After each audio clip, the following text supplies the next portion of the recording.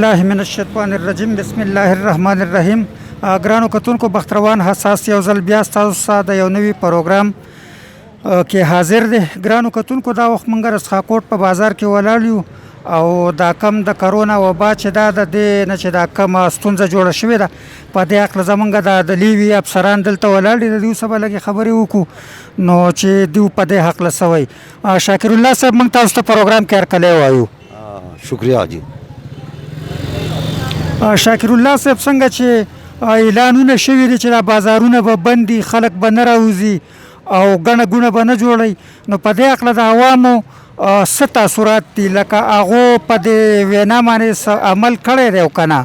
او جی بالکل عمل پې کوي او موږ هم سره خپل کوپریشن کوو، لګیا دي چې کوم دی نو بس په دې کې د ضرورت مطابق کوم خلک چې راځي او لکه مطلب دی چې یا میډیسن اخیستی یا د کرانې سودا وغیره چې کوم دی نو دغه د ضرورت مطابق خلک پکې پرېږدو او نور زیات رش چې کوم دی نو دا منتشر کوو، دا نه پرېږدو.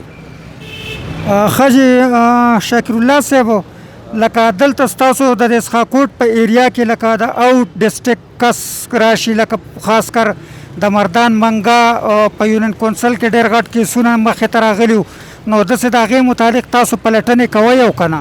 بالکل سر چې کوم دی نو د هغې پلټنه کوو، د هغې تحقیقات کوو او چې چیک اپ یې وکړو نو د هغې نه بعد یې چې کوم دی نو پرېږدو.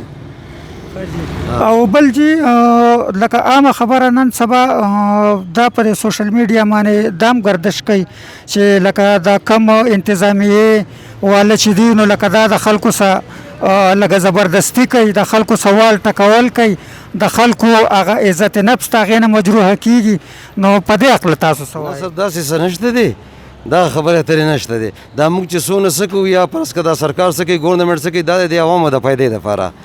دا چې موږ دا وبا راغلې ده نو دا مطلب دی چې کوم موږ ته کوم حکم دی کوم د بلای افسرانو د طرف نه نو په هغې باندې موږ عمل کوو. دوه کسان درې کسان چې کوم دی نو دا یو ځای نه پرېږدو، داسې لکه مطلب دی چې فاصله کې او دغسې څه نشته سر بې ځایه وال ټکول نشته جي. ښه جي شوکت الله صاحب ستاسو یو جهان مننه.